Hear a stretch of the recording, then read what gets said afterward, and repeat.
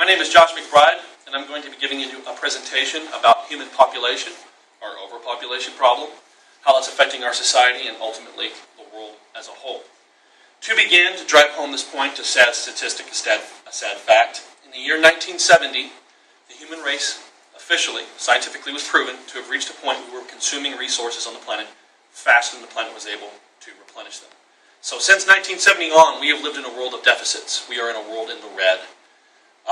So how does this put into context our overpopulation problem? Well, I'm going to go over the past, the present, and the future, and how the milestones and where we've been as a population in the past is going to tell us where we're going in the future, and the problems that will come from that, both today and tomorrow.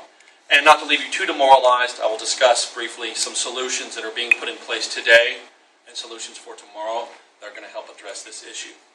To begin with the past, in the year 1804, approximately, the human race reached a population of 1 billion, shortly after America was founded. In the year 1927, the human population reached 2 billion, a little over 120 years. In 1960, we reached 3, a little over 30. In 1974, we reached 4, just under 15. Now, I hope you can appreciate the correlation here that the population is increasing at an exponential rate. The more of us there are, the faster we make more of us. It seems to be a problem.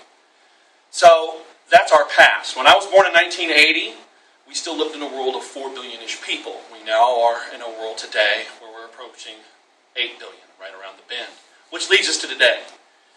There has been proven fact that the distribution of wealth in the world, the socioeconomic disparity between the haves and the have-nots, we live in a world of finite resources. We learned that the hard way in 1970.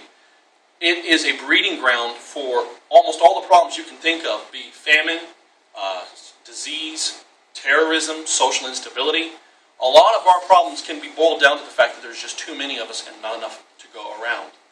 On the good side, modern nations, as they're called, are beginning to plateau in terms of population.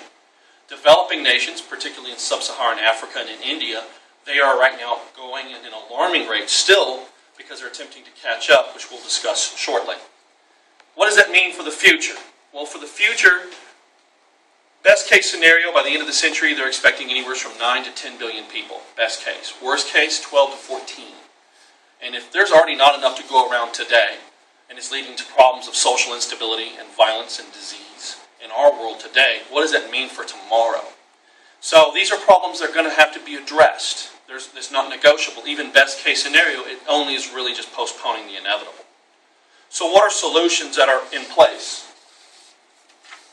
And for context, before I go any further, these are some figures I'll go over since I realize I have time.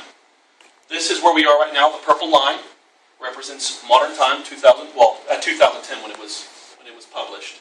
But you can see where the world population in gray is at. This represents worst case. This represents best case. I don't think that's even remotely going to happen.